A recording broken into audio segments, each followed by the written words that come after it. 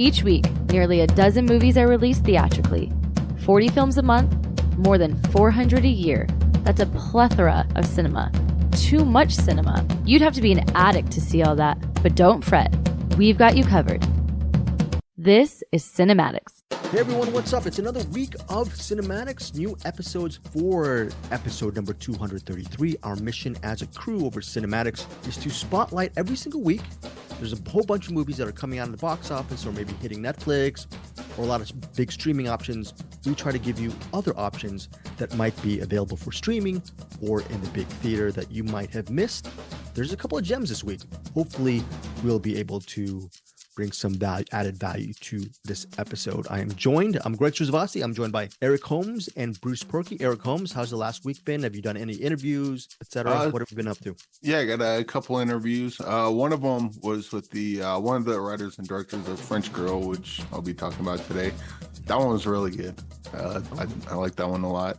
Bad things happen as well. We lost a friend, Brad Finney. Anyone that follows, I guess, the PCW wrestling, he was known as Bradley Rotten.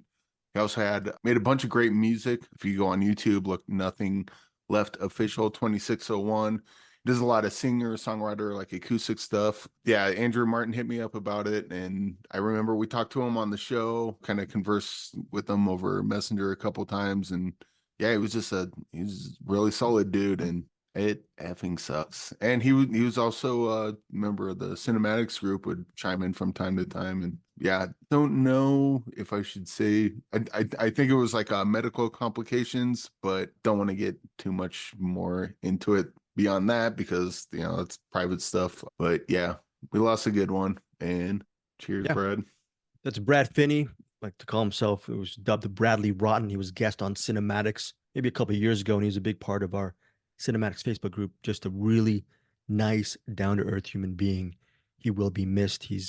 Was struggling with health issues the last couple of years, and I remember he's also a Facebook friend. He never really complained about his ailments. He was just always upbeat and very good guy. Bruce, you want to add any couple of things regarding Brad Finney? Yeah, I remember having him on the show here, and it was interesting because I heard a lot about him kind of roundabout, mostly through, like you said, through Facebook, and we conversed somewhat around movies, a little bit more around music, and I had listened to some of his music, and of course we talked to him on here. I think we were reviewing that movie about that. It was a documentary about this wrestler a while back, and we talked to him for quite a while. He was on here for like a good 45 minutes or so. I know he also struggled with a lot of health stuff, and there was a few times he made calls out on Facebook for aid and for assistance, and I was just like, damn, I wish I lived within driving distance because I can't do anything. And it's one of the interesting quandaries, I think, with this connectedness online, where it's like you feel connected, but when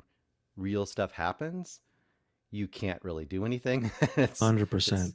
It's weird. So you have this strange combination of feeling connected to somebody you've kind of never met. But it was really sad when I saw that pop up on my Facebook feed. I was like, yeah, that sucks really bad. Yeah. Anyways, rest in peace, Brad Finney. Just a really good guy. And selfishly on my end, I don't want to lose nice people in my life. This is on a selfish level, and he was one of the good ones. So again, much love to Brad Finney and his loved ones and his family. All right. So we have a lot of features this week. Bruce, I didn't ask, how was your week? What did you do? What did you do this week? Any on the bright side, anything good that you've seen? Yeah, well, I caught up on a Academy Award winning movie, and of course, Spaceman. Is that it? Did you like it? Might have been. Did you like that movie? We'll talk about it later. Do you want to be part of Cinematic? Did you like Spaceman? I'm asking you right now. We'll talk about it later. Okay. All right. We're gonna have a counseling session. You're gonna be sitting down. I'm gonna get out the Nutella, and we're gonna talk a little bit. Let's see. All right. Skinny Greg man. Skinny no. Greg man. No, that's Skinny Greg man. I'm overweight Greg man. That's a reference. Have you seen the person he was talking to? That was a reference to that Adam Sandler film, Spaceman, which is available to stream on Netflix. I was gonna say, if you dare, we're gonna get to that later down the road.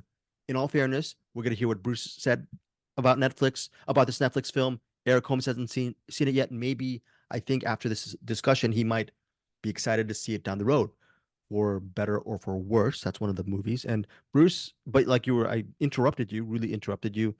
are there some gems to be had on this episode? Yes, I would say no matter what, there are some gems to be had in this episode. Whether or not we agree upon them all, I think we're going to agree on some.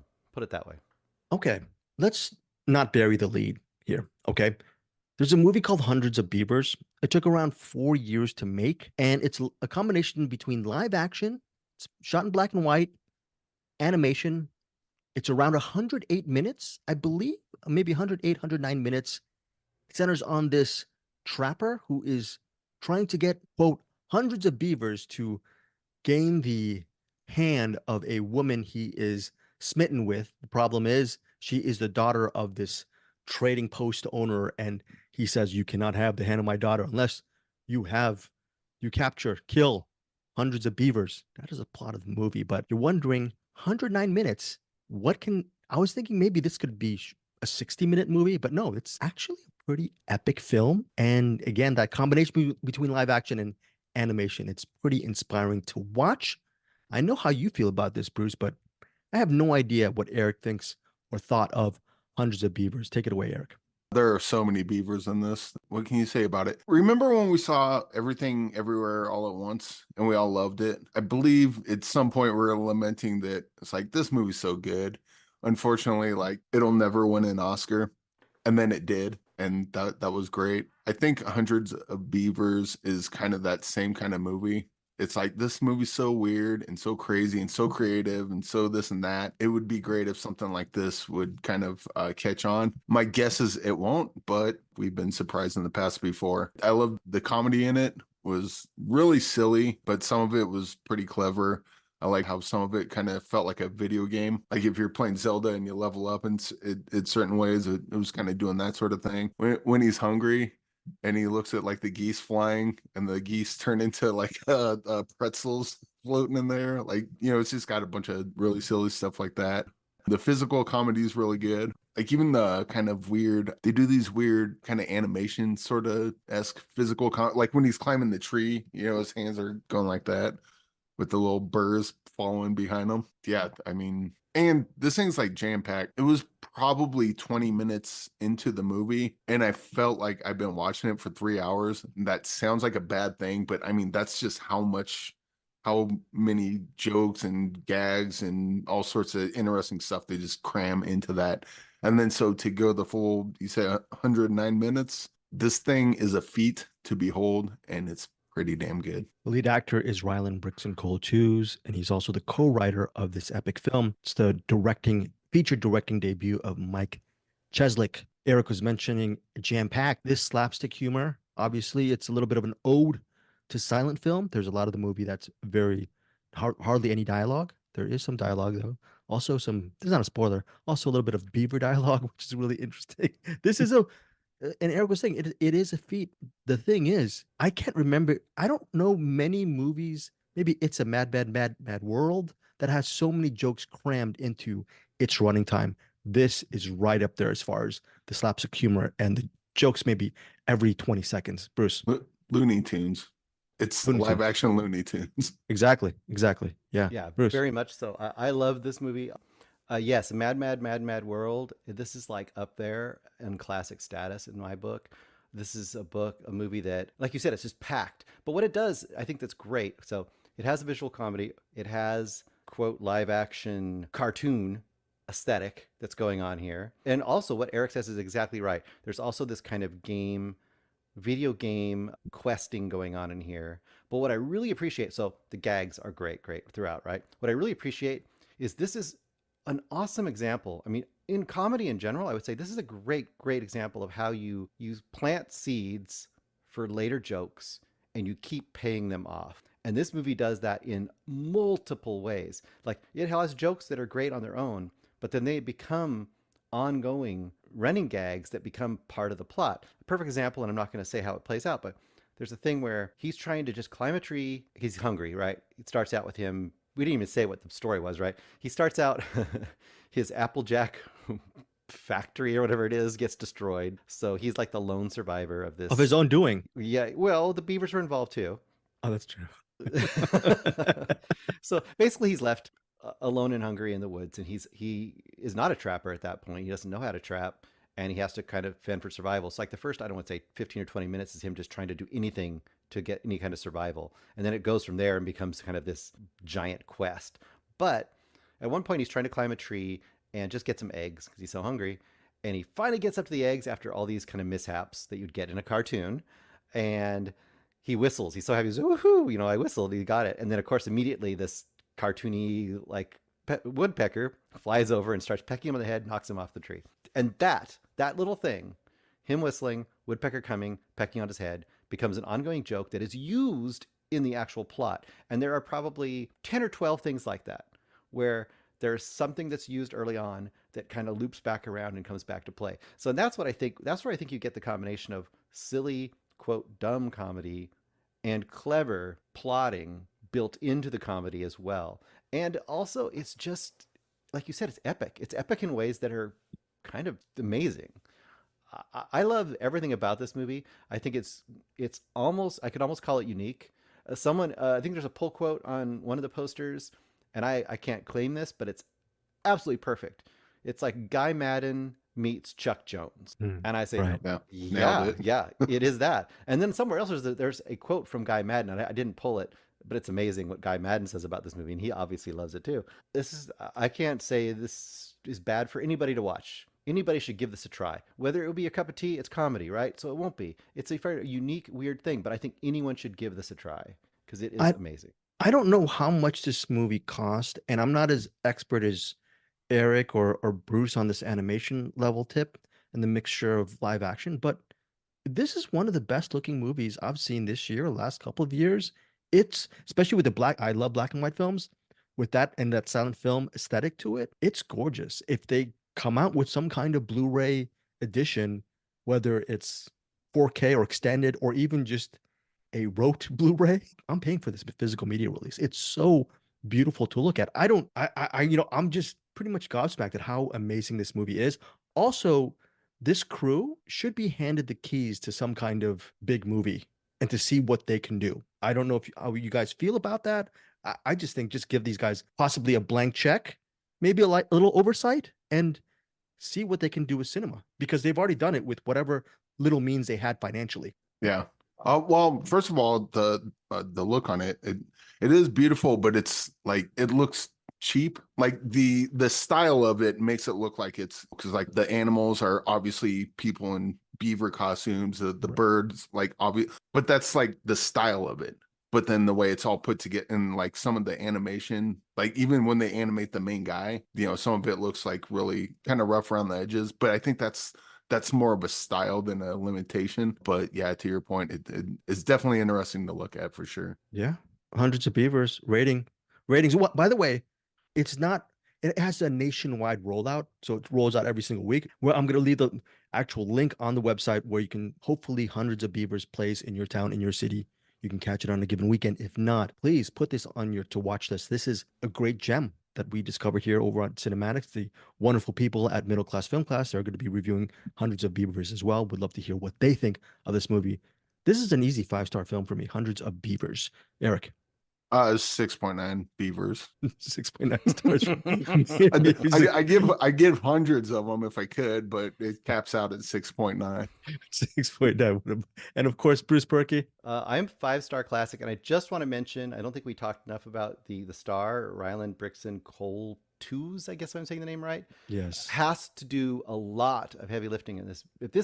If that actor is not really pulling off the physical comedy and everything in this movie wouldn't work half as well. And I think it's a lot to be said for that. Okay, yeah, there's a lot to be said for his performance. There's a lot to be said about this movie. The one thing about, I'm warning you guys, once you see Hundreds of Beavers, if you see it in the theater, that's great. It's one of those movies, you're going to have to watch it again. There's just so much stuff that's going on. Oh.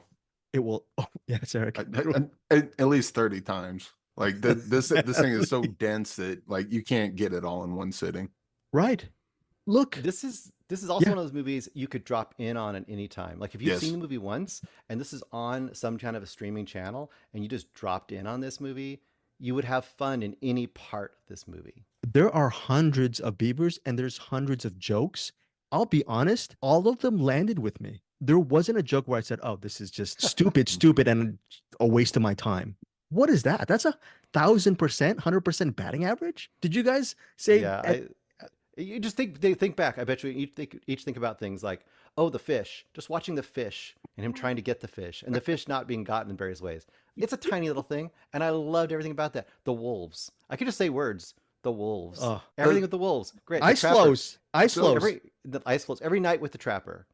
So you just go on and on and on. There's so Card many games. things. Card when games. when he's trying to catch the fish, and then he tries to set the pole there, the fish takes a pole, and then he sets up the snowman holding the pole, and then he rigs the snowman so it catches the fish, and the other hand like raises its hand like, I got one.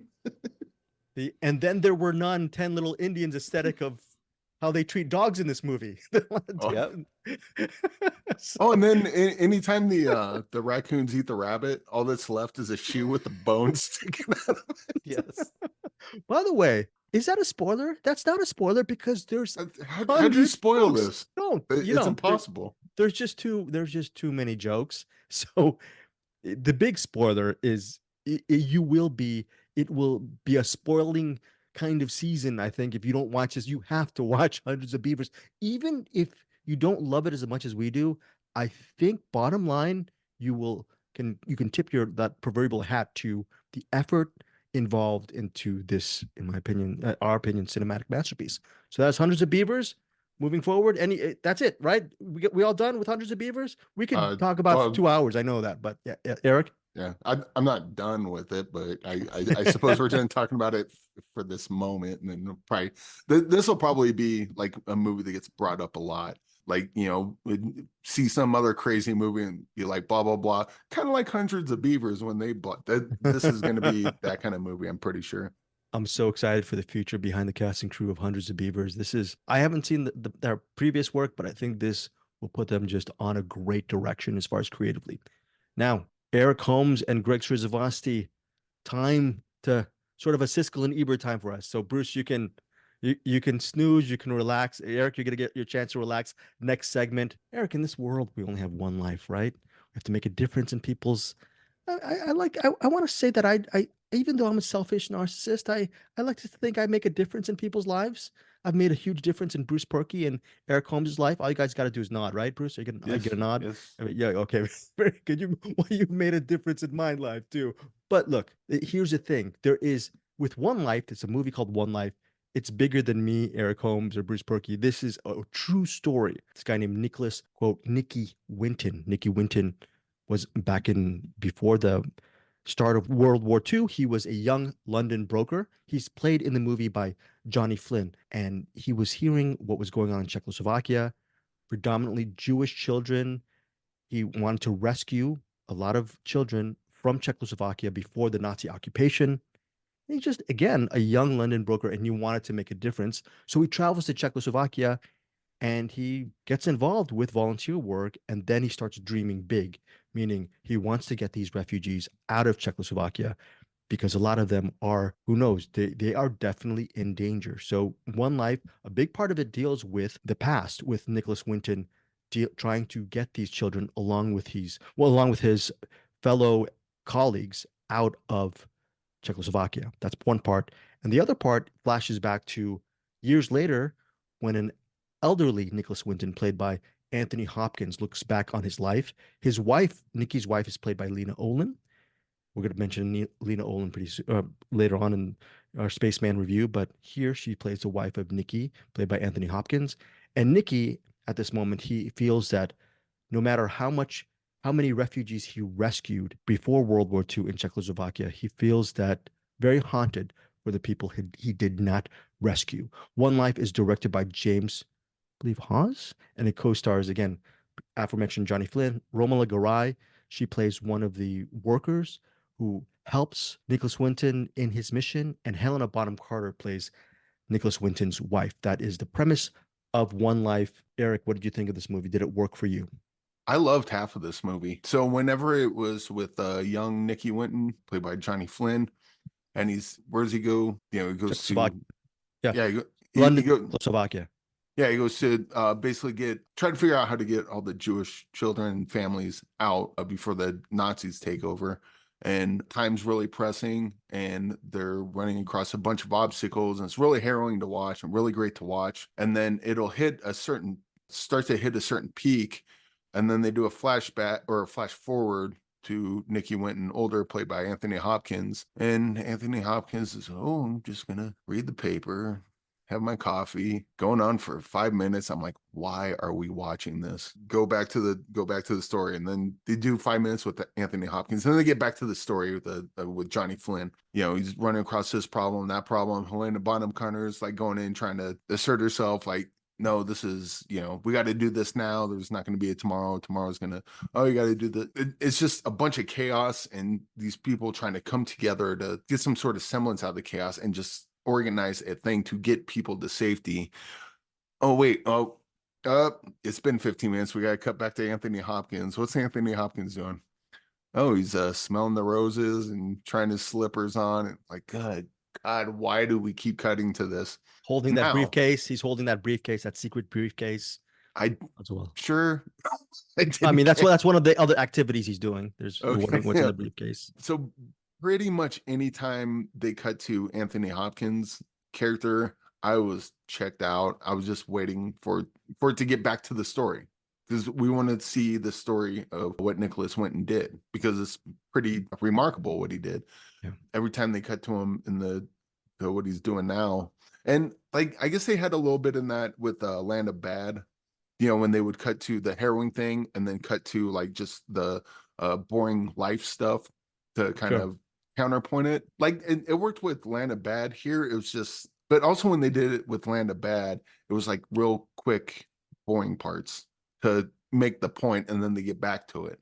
With this, it's like, we're just going to sit on the boring part forever. Now, without giving away the end, I will say that Anthony Hopkins' part did finally pay off in the end, and it paid off really well, I think. But man, cut those early scenes, and this thing would have been great. One Life is 109 minutes. And yeah, I did like the Johnny Flynn moments a little bit better, but the Anthony Hopkins moments, him walking around or going to his car, like Eric was saying, it worked for me. I like that slow, methodical stuff because it worked. For me, it served as a really good counterbalance. Ultimately, when you get to the ending, it's pretty much an emotional. I teared up towards the end of One Life, and it was quite, yeah, I actually really love this movie. I was surprised at how much, I don't want to say enjoyed One Life, but first of all, it's a great educational film. You get to learn about this person who really made a huge difference in Czechoslovakia with these children. And the ending is just wow. So One Life in theaters March 15th. For me, wait, actually, Eric, you go first. Give me your rating on One Life. I'll probably go 3 stars on this, because the good parts are really good. The ending's really good. It's just those early Anthony Hopkins scenes, like you clip those, or even like just don't do the back and forth thing. Do like the early story and then cut to however many years later with him going up to where they go to the end.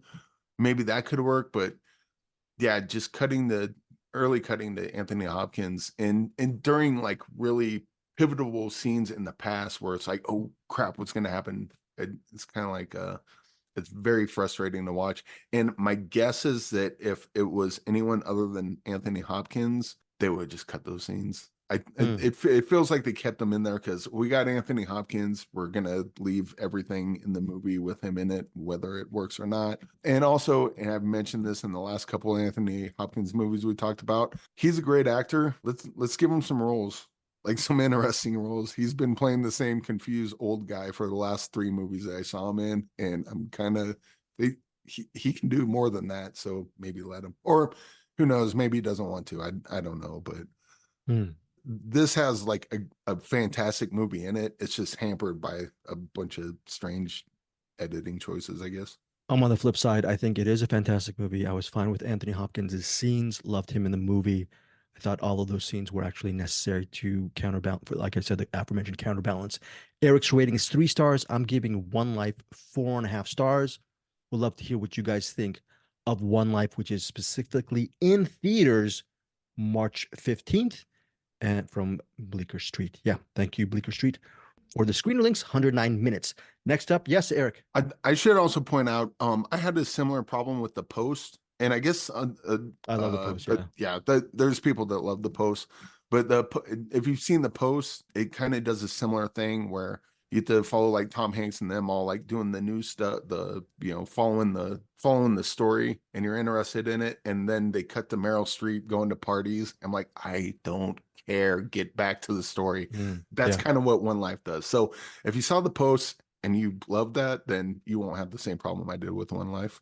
Cool. All right. So, mild recommend from Eric and strong recommend from me. Now, Eric, hang out I'll because this take a is, nap. yeah, take a nap. Knox Dream of goes, hundreds of beavers. Bruce Purkey is not going away because he has to review Knox Goes Away. It is Michael Keaton's latest film. He's also the director of this movie. This is his second feature directing picture. Knox Goes Away centers on John Knox. He is a hitman played by Michael Keaton. He's trying to make amends with his estranged son, played by James Marsden, because his son made a huge criminal mistake, and his son comes back to his dad and asks dear old dad, "Hey, Dad, you're a criminal. I need to cover up a crime scene since you know how to do it. Can you help me?" The problem is, dear old dad, again, John Knox, he has dementia, and his dementia is escalating. It's so bad that Knox's latest and last hit went south. So not only does Knox have to clean up his own mess from his latest job, he has to clean up his son's criminal mess as well. So two messes for the price of one for Knox.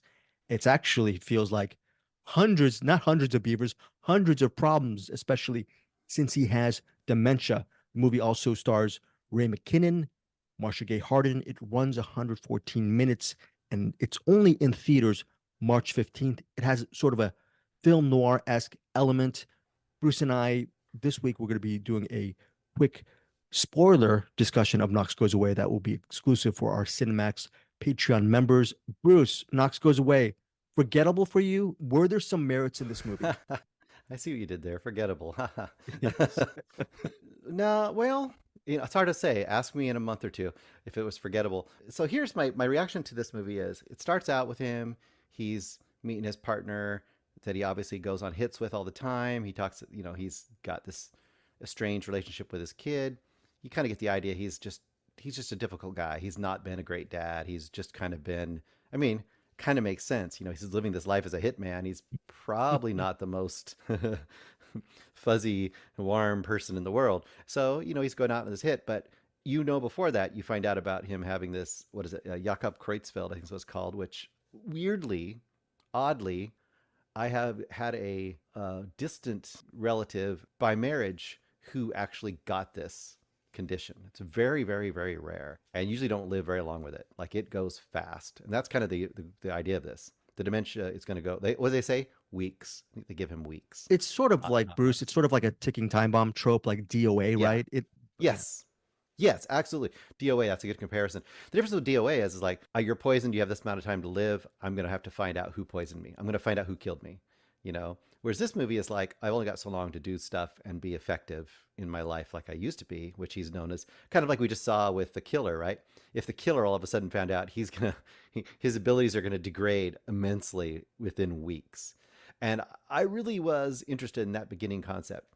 He goes out in the first hit that we see, and immediately you see how things can go sideways with all of a sudden what he's facing and the implications of that. And like, oh my gosh, how is this movie going to go forward? Like, what's going to happen to him? This could go all kinds of directions. Then his son shows up, and it goes that direction. And that's where the movie started going downhill for me because the stakes of that were so low for me. Now I know, it's a family and he's got to reconnect with his son and blah, blah, blah. But it's like, to me, that was such a writing kind of a moment in the movie. It was like excuse conveniently for son to just show up now and have just murdered somebody and need dad to help him cover it up. And oh, dang, dad has this condition. I really started falling off board on it at that point. And then it became, unfortunately, instead of being like, oh my gosh, this tension device, this like, when is it going to hit him and how is it going to affect him? Instead, it became to me the annoying device. Like when you have characters in movies that have abilities, but the abilities are only used when it's convenient for the plot. And that's how this kind of works. it only is a problem when it's convenient for the plot, but yet when it can't work for the plot, then he is able to know things. And there's a whole subplot with a prostitute that he sees every week, which I thought was absolutely nothing. Yeah, We this played. movie unfortunately just fell Uh, flat for me. yeah. Also, the prostitute is played by Joanna Kulig from the actress from Cold War and Compromat. I wish she had much more stuff to do in this movie. When you cast Joanna Kulig in your film, obviously we know why Joanna Kulig took this job, chance to work with Michael Keaton. We forgot to mention Al Pacino. Al Pacino plays the boss and pretty much sort of handler for John Knox, and Pacino has a small role in this as well.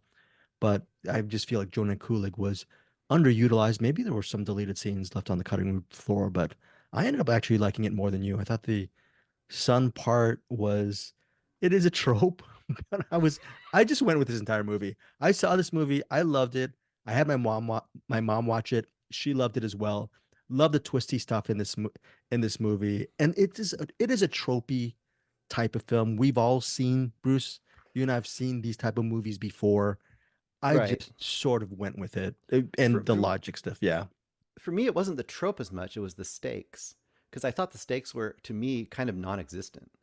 Like, the stakes were, and I'm not going to say what happens, I don't want to spoil it for anybody, but hey, I bet you can guess what happens. His son comes with him with a problem, and I bet you can guess what happens. Right. So Yeah. I guess the only They solve interest it and is, come closer together. I guess the only interest Yeah, is, that's hey Eric, that's a spoiler. What are you doing? I'm kidding. I didn't see So I the guess- movie. I can't. so once spoil shit. again, I guess the only interest is like, how does he get there? And how he gets there is kind of like, okay, sure. But and then there's this whole thing with the police detectives trying to solve him and to solve it and figure him out. And yeah, no, it just didn't work. I loved I like the police detective, and me being Asian. It was nice seeing an Asian American woman in it. That I know has nothing to do It with was efficacy. give Yeah. them something to do. Sorry. I right. Yeah. And like Bruce says, I mean, in so many words, it has nothing to do. It's great to have minority representation, has nothing to do with the efficacy of the actual narrative. Okay. That's apples and oranges. But for me, the apples and oranges work together. It was a nice fruit cocktail. Knox goes away again, 114 minutes, only in theaters March 15th. Bruce and I'm going to make Bruce's life very easy this week. We're just going to spend 3 or 4 minutes doing a mini review. So that'll be for our Patreon. Mini spoiler stuff. Just so there's a certain twist in the movie that Bruce was saying it's well, I don't even know if it's a twist. You might be able to see it I didn't say a 100 thing. miles and guess away. what happened? What? I didn't say a thing, and guess what happened? Just listen to Eric about 3 minutes ago. Okay, so Bruce and I won't do any more spoilers for our Patreon members. Forget about it. No, anyways. Quick question. It says Marsha Gay Harden's in it. She Yeah. got a big part, or is she just kind of blink and you miss it kind of role? Well, Bruce, should we mention who she? Yeah, we can mention who she is, or is that kind of a surprise? No, should we I mention? mean, it says she's in it. Yeah, she is. I just want to know if it's like a big part or a small It's part. a small part. Bruce, should Okay. we mention who she is, or Doesn't matter. Yeah, she plays his wife. She's his estranged wife, Marsha Gay Harden. Yeah, All right. it's a one scene in the movie. I think Ray McKinnon. I always liked him as a character actor. He's in the beginning part of the movie as well. Some really good stuff in this movie. I don't know. I really enjoyed this Michael Keaton directing. I haven't seen The Merry Gentleman in years. I need to rewatch that. That was his other directing effort. I thought, Bruce, didn't you like Michael Keaton in this movie? It's sort of not. Is it sort of negligible because he's always going to be good in a movie because he's such a good actor? Did you find him? Yeah, he's fine. He's good in the movie, but yeah, it just didn't move the needle. That's the Okay. problem. It's the script that really threw me off. Yeah, he just didn't have enough to do. Okay. Before we get to ratings, I just want one warning regarding Knox Goes Away. If you are thinking, when you say crime thriller, if you're thinking of an action-packed crime thriller, you're not going to get it with Knox Goes Away. Okay? That's just a little bit of a mini warning. It's more of a character type of piece. That said, I enjoyed Knox Goes Away. 4 stars from me. Bruce? 2.5. 2.5. How dare you? How 2.5 stars from Bruce That's Purkey? pretty generous, I think, honestly. Oh, here we go. Okay, well, look, listeners, most importantly, I'm recommending it. Bruce is not. Tell us which train you're on, okay? All right, now, next up, all 3 of us reviewed this movie, Remembering Gene Wilder. There's really not, there's going to be a national expansion for this documentary. It's in New York this Friday, March 15th. So that's why we're covering it for this episode. We're covering movies opening the week of March 15th. What else is there to say? Remembering Gene Wilder is remembering a comedy icon Bruce and I are of the same generation. We're both Gen Xers. And I'm going to put words in your mouth, Bruce. Bruce and I probably grew up watching a ton of Gene Wilder films because in the 70s and the 80s, he was among the comedic greats. He was a box office opener. Okay, whether it's his films with Richard Pryor, movies like Silver Streak, Stir Crazy. Did he do? And then See there's no evil, hear no evil, See No Evil, Hear No Evil. Thank you. Yeah, thank you, Eric. or the other You way know, around. I can't remember. Hear yeah, no evil, see no yeah, one of the two. that movie and Stir Crazy and all that stuff is spotlight in this documentary. There's also the Mel Brooks stuff. Mel Brooks is interviewed and he talks in depth about his work with Gene Wilder and the producers and Young Frankenstein, and Blazing Saddles. So you're going to get all of that stuff. Of course, the stuff with Willy Wonka and the Chocolate Factory. A lot of that iconic stuff that you're going to, if you're a fan of Gene Wilder, you're going to enjoy. So this is a no-brainer for Gene Wilder fans. The big question is, does this documentary play to the back of the room?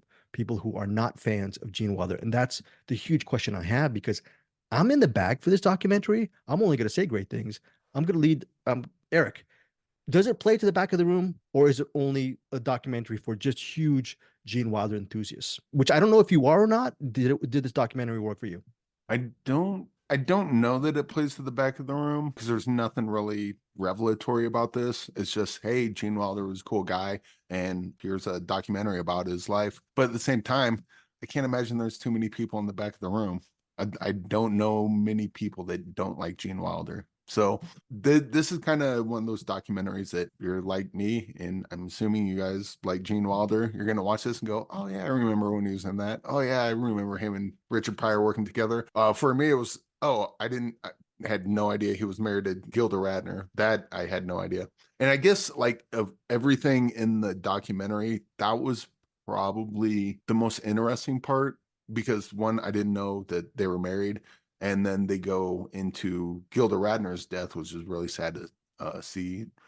So I guess that part was, I guess, new, but mostly it was just all nostalgia. Hey, I remember Willy Wonka, and it was cool to see kind of their take on that when it came out because apparently it was a bomb. I didn't know that, but I didn't know that either. I was surprised. it was cool having them talk about the making of Young Frankenstein. Well, the producers skip that. They just kind of go through his whole career. There's going to be maybe stuff that you don't know, maybe everything you do know, but I mean, it's Gene Wilder. So it's just a documentary where you get to, watch the greatest hits, so to speak. And, it was pretty fun. But yeah, to the back of the room, probably not. Yeah. Yeah. Well, look, Rain Pryor, the daughter of Richard Pryor, is also among the people interviewed. The aforementioned Mel Brooks. There is Harry Connick Jr., who possibly was a neighbor or a really good friend of Gene Wilder, is also interviewed. Bunch of people interviewed. What's interesting to me for this documentary is Gene Wilder is heard throughout this documentary pretty a lot.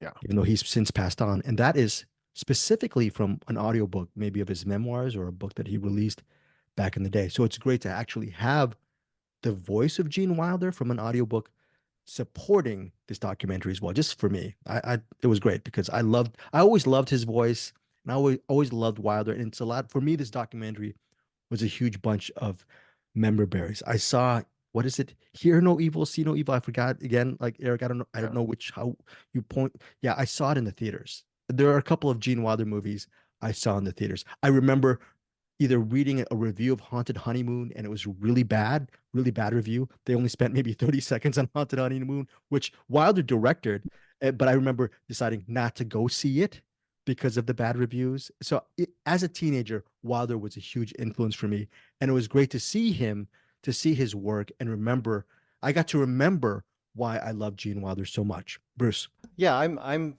similar to all of you. I love Gene Wilder. I'm trying to think. The first movie I ever saw on video cassette, and this is like in 1974 or something, because we had like a teacher in our family, and she had one of those big top-loading video cassette players. I don't even think it was VHS format, and she got to bring it home, and she happened to have Willy Wonka, and that, like I said, that's a very long time ago. And I saw Young Frankenstein in the theater, double feature with High Anxiety, I think. I don't remember. Anxiety. I love that film. But yeah, I mean, once again, it's pretty much goes chronologically. It doesn't give you a ton of new stuff, although there's some production stuff you maybe not have ever heard before. You get to hear some behind the scenes stuff in some of these various iconic roles. It's not gonna get into scandals. You're not gonna have people saying like, I don't know, how he berated them on set or something. It's just a loving tribute documentary to Gene Wilder. So it's not gonna blow your brain apart with amazing information. Although, like Eric said, if you don't know about the Gilda Radner stuff, it might kind of blow your mind there. I actually kind of wanted to hear more about that because that's always a part of his life that I thought was super fascinating, and his apparent absolute like melding of the minds there between the two of them. They seem to be just fast in love from what you heard, and just how it was such a short-lived time with them together. I would have liked to have heard more about that. I mean, I could probably watch a documentary just on that. But for what you got, it's like a warm bath, you know. Like you'll just bathe in it, enjoy Gene Wilder. It's gonna have a good time if you like him. If you don't like him, I don't know what's wrong with you. There was a there was a quick bit when they were talking about see no evil, hear no evil. How like because they have a character that's blind and Rich Pryor's not blind, Gene Wilder's not deaf, but they wanted to kind of make that as realistic as possible. Like that seems like something that people would do today. That I think people think, oh, they didn't care about it back then, but it was kind of neat to hear that they did care about that sort of thing back then. And just stuff in there, they talk about how Richard Pryor was suffering from MS and in bad shape by then. Yeah. And how he was really there for him as another human being, like on set while they were filming. Little things like that. I mean, they could have dived deeper into that stuff. I mean, I kind of understand why they didn't, because they're just leaving it as kind of more like a loving tribute, but they could have done it. I mean, I think we would have all enjoyed it, but that's fine. It was still good, you know. I do remember seeing like the movies, like there was let's see, you had Hanky Panky and The Woman in Red, and I haven't seen these since they came out. But I saw that in theaters. Yeah. I remember watching those in HBO on like HBO, and Gene Wilder was like always, oh, that's what a cool guy looks like. Looking back on it now, he's kind of a nerd, but like young Eric was watching it going, that's what I aspire to be when I grow up. I want to be as cool as that guy. Yeah, he's so funny. I think I actually saw the Frisco Kid in the theaters too. My goodness, Robert And Aldrich. I think it was one of those weird movies where like the film actually broke and you had to sit around for like 30 minutes while they fixed it or whatever. Again, I think this is all three of us are in the bag for this to an extent for remembering Gene Wilder. I just hope that more people get to see this documentary.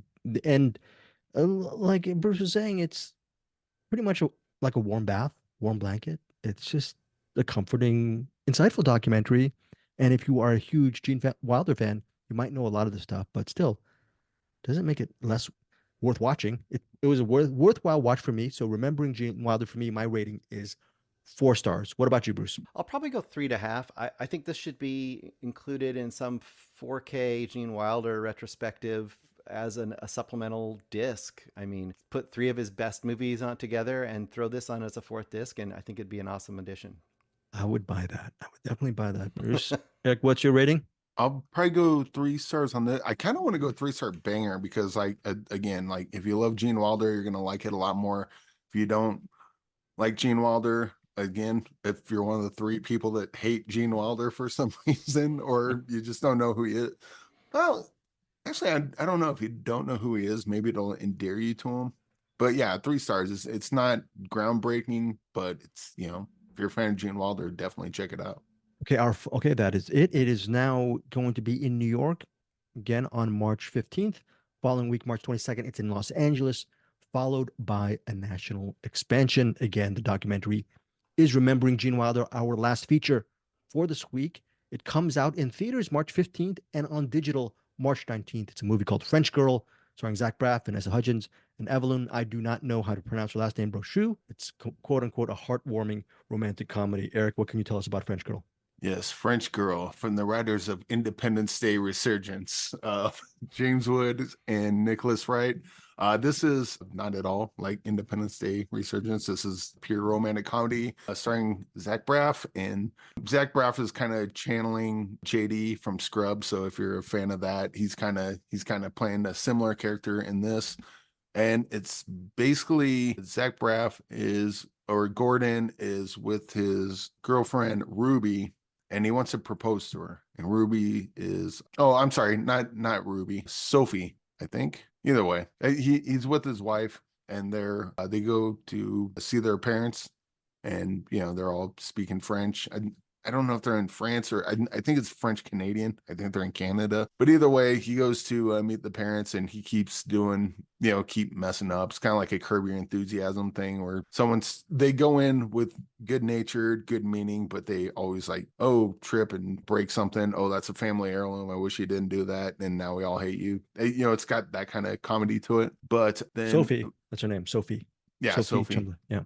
And then so Vanessa Hudgens' character comes into play, Ruby, and she's kind of like a Gordon Ramsay type. She's a TV chef pretty much. And then she wants to hire Sophie and bring her on like some TV show thing, kind of help her career and get that launched. And Zach Braff's cool with it. It's like, oh yeah, go ahead, go. And then he's having it, he's staying with the family who's kind of annoyed with him mostly. But then Zach Braff comes across a thing to find out that Sophie and Ruby used to be in a relationship, female-female relationship. And Zach Braff doesn't like that, not because it was a gay relationship, but because you're with your ex and you never told me once that they were your ex. Like this, I don't mind, but this seems like you're hiding something from me. And so that's kind of the issue that they're dealing with. It's mostly silly, definitely lighthearted, and funny a lot of the times. And again, if you like Zach Braff, especially in Scrubs, you're gonna dig it. And also, William Fichtner is in this. He's not in it a lot, but when he is, holy crap, he's hilarious. I don't know if you ever. What was that? The Amateurs. It was in a movie called The Amateurs with Jeff Bridges. They were trying to make a porn movie. William Fichtner was in that. Like he had like little bit parts, but every time he came in, he just like pretty much just stole whatever scene he was in. Definitely the same way in this. He's kind of he plays Zach Braff's dad. He's kind of an a-hole, but he's like a funny a-hole. Yeah. If they made the movie just about William Fichtner's character, that would have been worth watching. But the rest of it is really cute. And if you're in for romantic comedies, this is a good one. What is your rating on French Girl? I will give this. And I think normally I would probably go 3 stars on this too, but I'm going to give a full star bump for William Fichtner. Well, a half star bump for William Fichtner and another half star bump because I love JD and Scrubs, and this is kind of JD and Scrubs but older. So this might vary for other people depending on what you think of romantic comedies, but I thought those were really sweet, charming, fun one. Check it out. 4 stars from Eric Holmes for French Girl. Again, it is in theaters March 15th and on digital March 19th. Bruce Purkey will be the first one to purchase a digital copy of French Girl because, wow, French romantic comedies is... This will not be Bruce's cup of tea. That I can almost guarantee. Don't you dare speak for Bruce Purkey. He told me the other day that there's a Shutter release next week. There's like something called like Late Night or Last Night for the Devil, and he says, "Nope, I'm going to do a rewind of French Girl." And I will say, right, Bruce, if like you're in like a really bummed out mood, yeah, then put in French Girl and you're like, that was refreshing. I'm glad I saw that. But like if you have to watch it for the podcast, you're gonna come out going, what the hell did you make me watch this?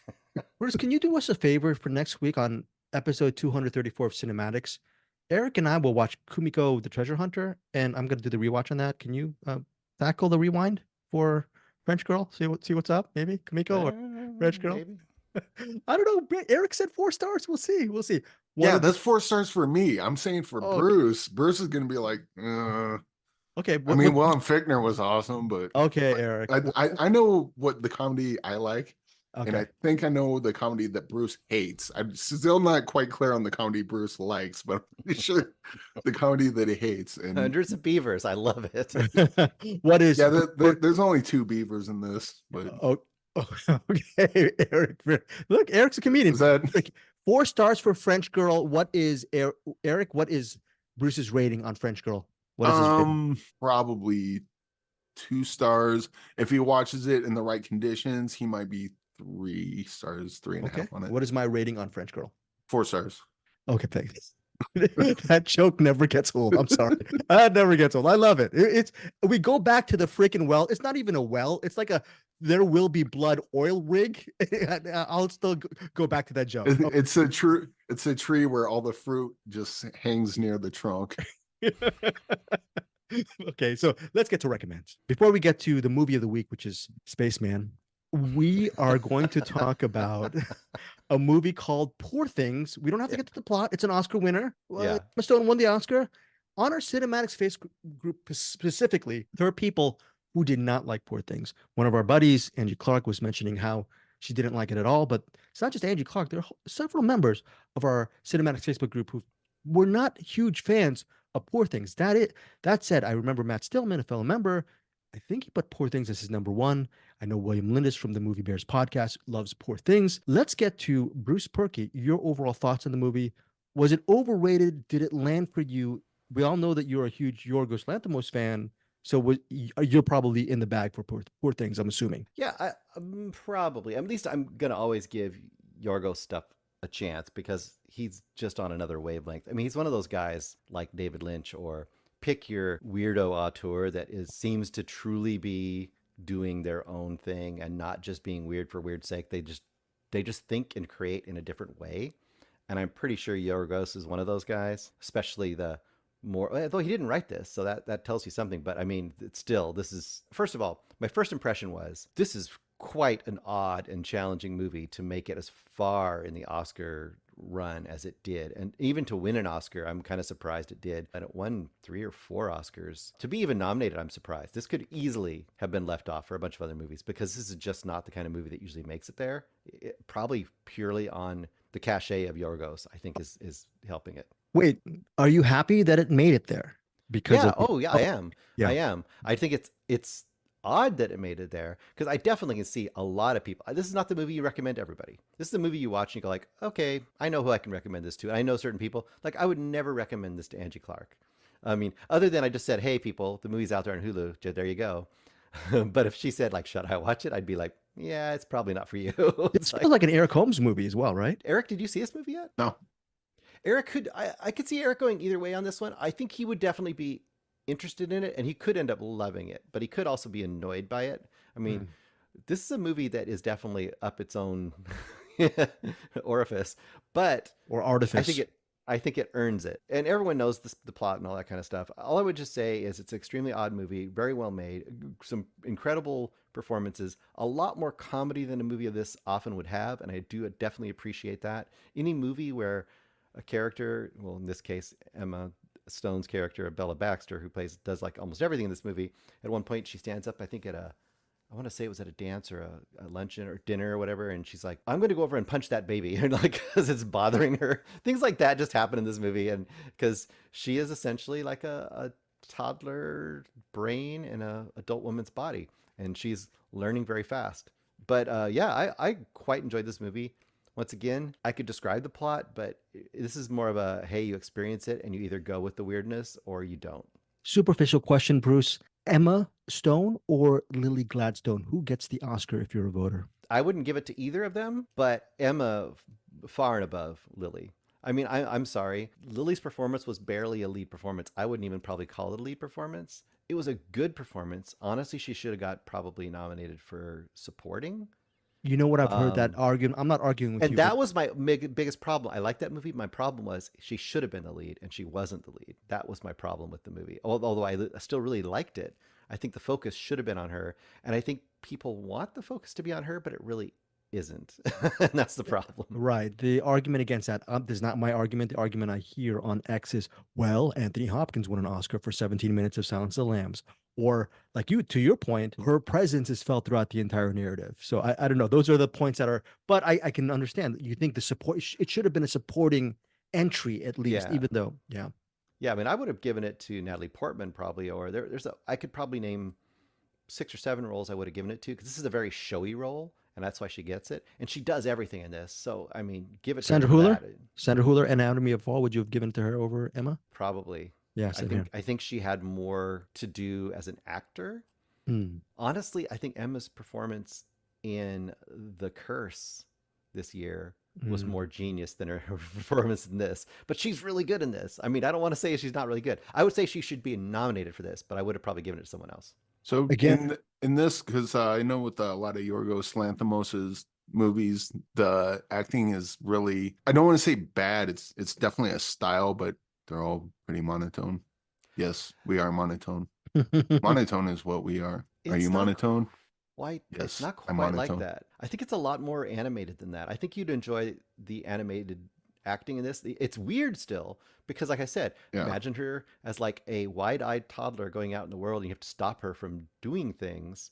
And she grows fast in a lot of harsh ways and fun ways and weird ways. And then you've got Mark Ruffalo playing this infatuated cad and he's really over the top too, but animated. So I think there's yeah. a lot less of that in this. From what I, if you didn't I like that before, you might like this more. yeah. I just remember like watching The Lobster. I'm like, all right, I mean, it's definitely weird, but good God, like the acting style. And I'm guessing that's a director's choice, not an actor's choice, because everyone's doing kind of the same thing. Yeah. And I just remember watching it going, this is just like the way they deliver the lines is just boring. Like Yeah, the boring like almost meets out the craziness that gets thrown in there. and I can see that too. I think what I liked about this more than some of those is that this movie has things happen. Like it has chapters essentially, you know, like so each 20 minutes or so, you're in another things going on. You know, in 20 minutes, you're Yeah. just getting the opening and you're discovering her and this crazy mad scientist and you're kind of figuring out what's going on. And then the next 20 minutes, I won't say everything, but you know, it's her discovering romance. The next 20 minutes, she's on a ship. Next 20 minutes, I won't say what happens, Yeah. but there's But different things. I guess what I'm getting at is that Emma Stone won the Oscar.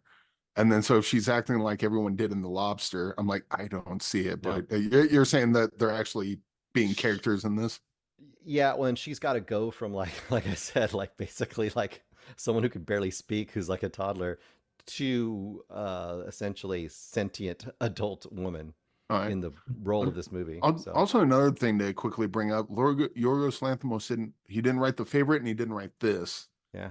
And it's weird that like people are writing Yorgos Lanthimos-esque screenplays and giving it to Yorgos Lanthimos. Well, a lot of these auteur directors, I love it when they adapt almost more than when they do their own stuff. Yeah. Like think about David Lynch when he does. I mean, I love some of his own stuff too, but when he does like the Straight Story, which I don't think he wrote, it's based on a real story. I thought he He did. does, I'll look that up. but I mean, it's based on an actual thing that happened, so he's Oh kind of yeah. constricted, and he's constricting himself with a G rating. And then you look at something like The Elephant Man. I mean, that's fantastic, and I think that sometimes that combination of the super weirdo with someone else's vision and having to take that and turn it slightly into yours, I think that's a great mix for me. I don't know. Okay, so that is Poor Things, currently as of this recording, streaming on Hulu. Bruce, what is your rating? I'm probably 4.5. This could go up as I sit with it, but it's 4.5 for me right now. Okay, before we get to the end of the show, I think we're going to start doing this. It's sort of a little bit clunky. Cinematics comments. I want us to actually start farming out comments from our actual members. There's a couple of things that I really enjoyed this week. First of all, I'm going to be very self-serving. I recently saw Spaceman. We're going to get to that review in a few moments. I asked our wonderful members what they thought of the movie. Ryan Smith, a member of our Cinematics Patreon, he said, I really enjoyed it. I think there are a lot of things the movie doesn't explain well. Well, I think probably it doesn't explain a lot of things well. But anyways, he goes, I'm assuming it was cut out in the editing process. He gave it 4 out of 5. Joseph Navarro, one of the 3 musketeers from Middle Class Film Class, said, it's good, a bit derivative at times. You got to be in the mood for this movie. Otherwise, it might not work for you. And I don't have it here, but I know Tyler Noe, who is another member of the Middle Class Film Class. If I recall, he gave it 5 out of 5, 5 stars. Put that on Letterboxd, and he really loved the movie. Jeremy Chappell, I don't know how to pronounce his name, Chappell or Chappell. He said, thought it was good. Spider creature is unnerving, and at first it was very off-putting, but that, in my opinion, fits the psychological discussion. Sandler's introspection is just as unnerving as the spider itself. We're going to get to the spider in a few moments. Finally, another topic, which was actually a little mini topic this week on our Cinematics Facebook group. Please join us for daily movie recommendations and being part of this daily movie conversations. I am going to selfishly just really spotlight one of our members over the last several years. I'm not speaking for Eric or Bruce. I think if there is a quote unquote king and queen of our members with respect to people like William Lindis, Matt Stillman, Joseph Bridges, he just unearths. We at Cinematics, we try to unearth a lot of gems. Joseph Bridges unearths gems it seems to me, almost every single day. He has an amazing track record. He is posting several times a week on just movies that I never even heard of. I don't know how Eric and Bruce feel about Joseph Bridges, but I don't yes. even think the filmmakers heard of him. Yeah, right. Yeah, exactly. Joseph probably posted the movies and they'll see it and they go, "Oh, we made that? Weird." Okay, so here's the thing. Joseph Bridges, again, a member of our Facebook group. If you do not join our group, I'm just going to, listeners, there is a movie that he recommended recently, which Bruce was smart enough to put down for next week. We're going to review it. Maybe Bruce will review it, or maybe all three of us will review it. There's a movie called The Artifice Girl, and the plot summary is, quote, two agents who track down child predators discover their unsolicited outside help has been coming from one person. They soon discover the help they're getting is going to change the course of human history. Now, what's interesting about The Artifice Girl, which is right now, it is streaming on Hoopla as of this recording, and it's added to Joseph Bridges, his letterbox of underseen gems. Here's the thing. He left a comment which really stuck with me. Quote, I can't think of a single person in this group that wouldn't like this movie. I give 4 stars like Hundreds of Beavers. I don't think I've ever said that. So this is a huge high praise from Joseph Bridges. I've never heard about The Artifice Girl. I used to have a running joke, and it's still a running joke with Anderson Cowan when he used to be on CinemAddicts a couple of years ago. I would tell Anderson, "Oh, I have 100,000 unopened emails in my Gmail." Well, 2 years later, I now have about 155,000 unopened emails. One of those unopened emails is The Artifice Girl, which I should have opened. They were offering interviews, and I'm sorry, Eric, and screenings and all that stuff back in April of last year. I missed it. Eric missed it. We should have been on the ball. Not you, Eric. I should have been on the ball. But we will be on the ball next week to maybe show some love. Or who knows? Maybe it might not be a good movie. Maybe Joseph Bridges led us wrong. I don't think so. We're going to be covering The Artifice Girl. What? Any thoughts? Any additions? Joseph Bridges or CinemAddicts group or anything? I would just add on. I think my favorite weird old time discovery last year was the phone box that he had suggested, which is that short from Spain from like 1971 or something. And I've watched 2/3 of The Artifice Girl, and I'll just say that it's going to be an interesting discussion. And I would definitely say for sure Eric should watch it because it seems like something that would be very interesting to him, just the way it deals with some issues. Oh, wow. Deals with some. Are you saying Eric's more cerebral than me? Why are you leaving? No, because it's not. I wouldn't say it's courtroom. I wouldn't say it's courtroom drama. Oh, But I would say it has. It is not a courtroom drama. So don't get me wrong there. Even courtroom adjacent, I'm in. There's elements of discussing and debating issues and things that might happen in the world that I think will tickle that part of his brain. I think I could be wrong. Sweet. Okay, well, let's see. Real quick. Mhm. Bruce, you were right about The Straight Story, written by John Roach and Mary Sweeney. Okay. Sorry. Right about something. Sorry, I had to Anthony Hopkins that for a second, but Okay, so The Artifice Girl is going to be one of the movies we will be covering, along with the aforementioned French Girl Rewind from Bruce Purkey. But before we get to that, it's so important that movies like Hundreds of Beavers, The Artifice Girl, that's what we like to spotlight. We don't like to spotlight sometimes we'll just spotlight big movies, but a lot of these movies are unforgettable. And I don't even remember some of their names, Spaceman. And it's one of these things where I just don't want to even remember these big movies that we cover, Spaceman, which we're going to get to in a second. Spaceman, Netflix. Adam Sandler, he's out in space. He's very ambitious. He is, what is it? What's his ethnicity again? He doesn't even try to I think in the book, Czech? Czech. Czech, right? He's Czech. Yeah. Bruce, did you notice a Czech accent from Adam Sandler? Or is it just Adam Sandler speaking? I mean, do you have to have the accent of the country in everything that you watch? Okay. Bruce Purkey is starting to. They're speaking English. He's starting to defend Spaceman, which I understand because a lot of people on our Cinematic Facebook group really enjoyed this movie. There are a couple of people who were actually on my train. Most of that train is like Silver Streak with Gene Wilder and Richard Pryor. Everyone's on the Silver Streak train. Okay, they're with Richard Pryor, Gene Wilder. They're all loving Spaceman. The middle class film class crew. They kindly defended it. Bruce might defend it in a second, but again, Czech cosmonaut Adam Sandler. He's out in space, and he's trying to go to Jupiter, or maybe that song Drops of Jupiter. He's trying to find something behind that. There's what is that? The little purplish thing in the sky. He's trying to find out some of the like mysteries. a dust cloud. Dust cloud, very good. Yeah. Eric, did you see Spaceman as well? Yeah. Oh, what? Oh, okay, good. Eric, you saw that. You saw Spaceman. Thank you. Okay. So he's trying to find thank you for trying to find the dust cloud. What he finds, not a spoiler, is a spider. The spider's not named Wilson. Spider is not named Spidey, just a big spider. there's a spider, there's Adam Sandler, they bond, they talk about life. Spider's trying to get the cosmonaut to think about his life and his past life and his lack of connection with his wife, played by Carey Mulligan. It cuts to the ship, and it cuts to Carey Mulligan's life on Earth, and there is a disconnect there. And while he's trying to connect to space, there's a disconnect with him and his wife. That is the premise of Spaceman. Is it a great movie? Who knows?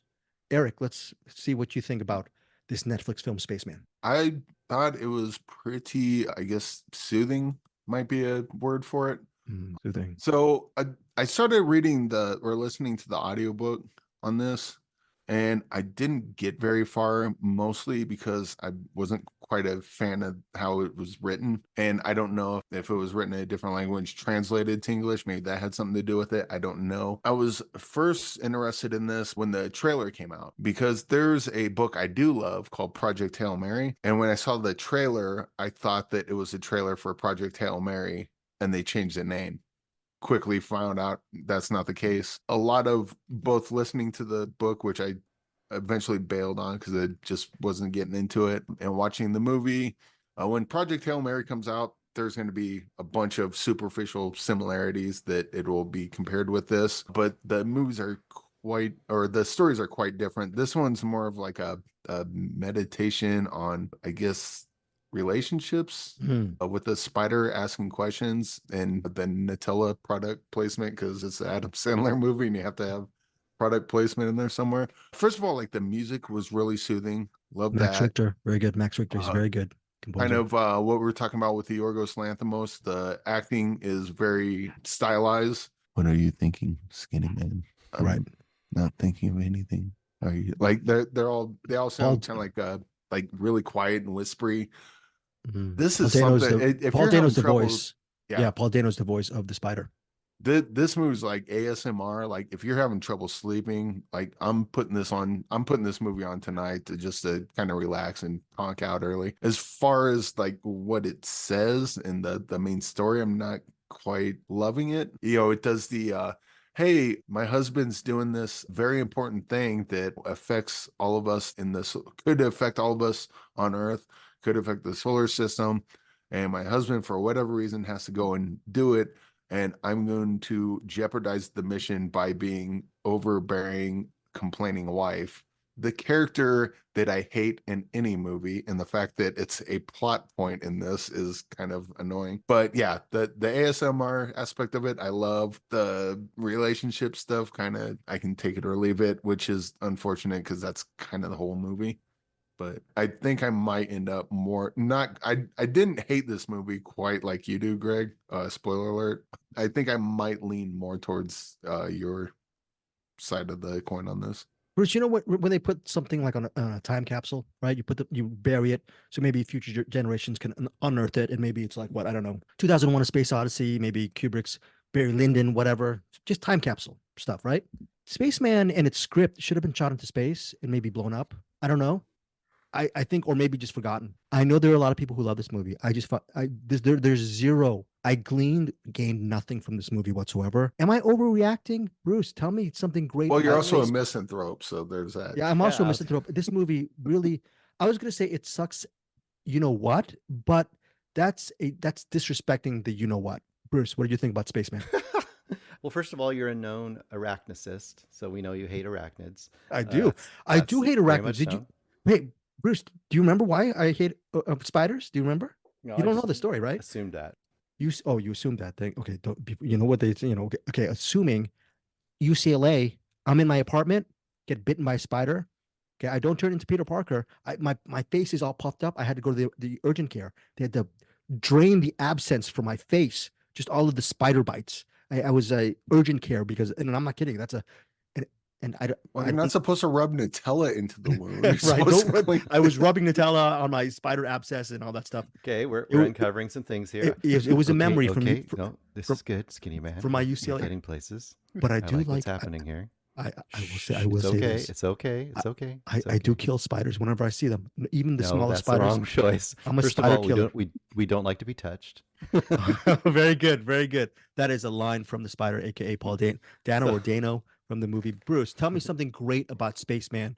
Please form some kind of rebuttal on this. Well, I mean, once again, if you're not into the story, you're not into the style, I mean, that is going to be hard to surmount. And this is a very, as Eric has pointed out, it's a very slow, vibey kind of movie. I think, Generic, maybe? Generic? no, I don't think so, because I haven't Really? seen a whole lot of space movies quite like this. I mean, I've seen a couple, like maybe Silent Running kind of is in a similar vein. I think this is Solaris? almost, to me, no, well, maybe I Relationships? could see some lowest comparison. I think it's more compared to Eternal Sunshine of the Spotless Mind. I think it kind of fits into that category a little bit more.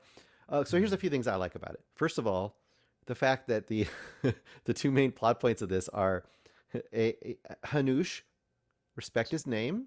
It's Hanush. It's Right, not the Mr. spider. Spider. Okay, yeah. Okay. No, he But calls anyway, him Skinny Man. And yes. I think that was I think that was in the book too. Might have been. Well, I was sorry. figuring it was in Sanders' contract that he had to have something calling him skinny all the whole movie. That probably what drew him to the script. Yeah. And I like the fact that basically this could be seen as the fever dream caused by insomnia from a broken toilet on a spaceship. That could be the entire movie. The fact that the the spider loves to hold on and is soothed by the toilet as it's breaking down. I like that. I like the way that they really play with the commercialization of space travel and of this trip. I mean, it's not really the science that they're interested in. It's beating the South Koreans, and they got to make sure that, like, oh, he sees this giant creature. He can't explain even to them what he's seeing, because they might think he's mad, which he might be mad. So he uses the sanitizing agent for the spaceship, which is called Bomba, and he basically has to do an ad for it. There's a lot of little like sly stuff like that in there that I really enjoyed, and I bought into the relationship stuff too. I enjoyed it. I liked it quite a bit. That is I very think cool. it's whether you like the vibe or not. Honestly, if you're not into the vibe, this is just gonna be the most boring thing you've ever seen. I I mean, I should point out, when I was saying soothing, I meant soothing like, oh, I can go to sleep now. Not like boring, but like the no, I got kind that of too. like when you hear like really soft music, or like a cool breeze blows across your face on a hot sunny day like that, laying in a hammock. Like, this is the kind of movie like I could put on, and I'm not too concerned with what's going on the screen. I'm just kind of letting it wash over me, and then just take a nice Maybe relaxing nap. this is Prince of Tides, but Barbara Streisand's a space spider. There you go. Well, okay, Spaceman. A couple of things, caveats for me, a little couple of asides. I love Netflix movies. I usually give them really good reviews. Love them. Love Adam Sandler as an actor and a performer. Love most of his movies that I've seen. I still get emotional watching the third act of what is it? That movie Click? Is that movie Click? Really, just really Oh, love. that is great. Yeah, Click is I great. love that. He's so good. Adam Sandler is really just one of my favorites. Okay, Uncut Gems. We don't have to list all that stuff. Spaceman for me, just from every single minute. I don't know. I was not in a bad mood. I tried to actually accept this movie into my being, and for some reason, it really did not compute for me. None of this movie. I just thought it was a waste of time. The relationship to me was hackneyed. The immersion that you're supposed to feel in space. I don't know. I've seen, but most of the other space movies I've seen had me more immersed than this film. For me, I'm giving this a generous rating of 0 out of 5 stars. So I just really hated the movie. And again, respect. Zero. It was at least in focus, Greg. Come on, you gotta give it Okay, a I'll give it negative point point for 0.5. that. I'm gonna lower it to negative 0.5, but then you know what? Zero. It's a 0 out of 5 for me. I just didn't get it, Spaceman. I understand what it's trying to go for, but it was a huge blunder of a movie. But again, I'm in the huge minority in this. I think a lot of people, most people really enjoyed Spaceman. Eric, your rating. Yeah, it was. It looked really pretty. I love the sound design, the music. It was really soothing. I guess, yeah, the stuff Bruce brought up about the hey, Commercialism. we're doing the bond, like turning everything into an advertisement during The a mission. monetization, Yeah, the commodification of it. like Yeah. that stuff was clever, but they didn't really dive too deep into any of that. Mostly this is just going to be a YouTube ASMR video for me, and that has its place, and I will probably use it, as that tonight. I'll probably give but as like a movie, probably 2.5. Like, if it wasn't so soothing, this didn't have a whole lot for me, and the stuff that it did have, is kind of stuff that I'm usually annoyed by in movies, specifically the relationship, hey, you're trying to save humanity, but what about me? It's like, really? This is, yeah. Can we get over yourself until he gets back? Can we at least do that? Spaceman was a space dud for me. I'm glad you gave it 2.5, Eric. I can't believe it. Look, I'm glad that Bruce has got to say some really great.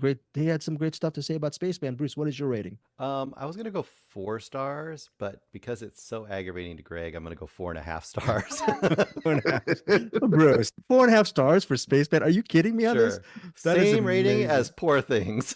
Wait, did this movie? Did I say 2.5? I meant 4 stars. I'm giving it 4 stars. Don't do that. Put it back. Put it back. Put it 2.5, Eric, please, so I can actually give it a. I'll split the difference. 3 stars. We'll go 3 stars. You gotta go 3 stars. You gotta recommend the movie. Well, because of the ASMR the more I'm thinking of it, like just looking at that purple dust cloud, just listening to the music, and then Paul Dano going, "Go to sleep, skinny man," or "Go to sleep, skinny human." I'm like, "Yes, I will." Paul Dano, Spider.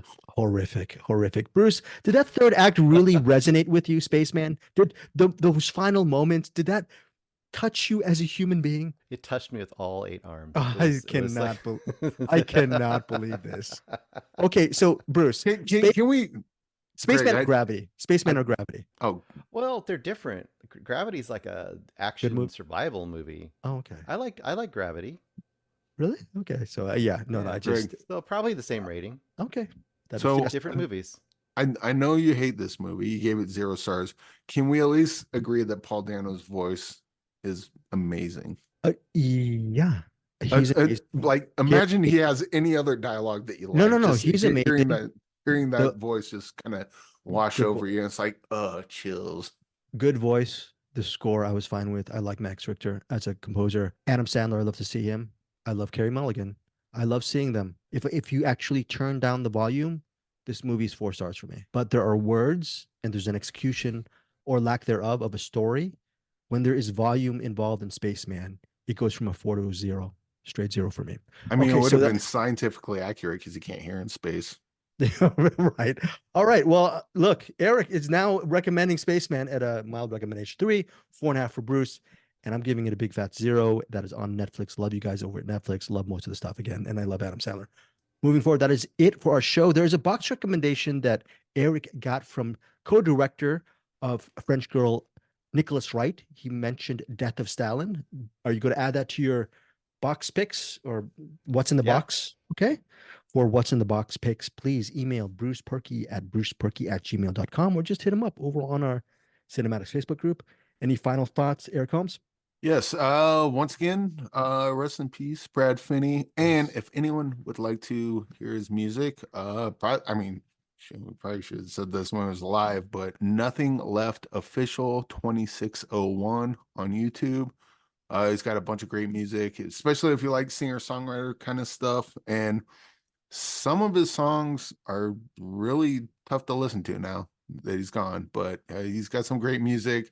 You can look up Bradley Rotten on YouTube. You get to watch a bunch of his promos doing his promos that he did for the PCW wrestling. Yeah, he was a great guy. We lost a great one, but keep his memory alive because that's all you can do when someone goes away. We'll leave a link to Brad's stuff over on our show notes, and if you don't know him, get to know him through his music and through his stuff with wrestling. Bruce Purkey. This just in, they are confirming production of Spaceman 2, starring Matt LeBlanc.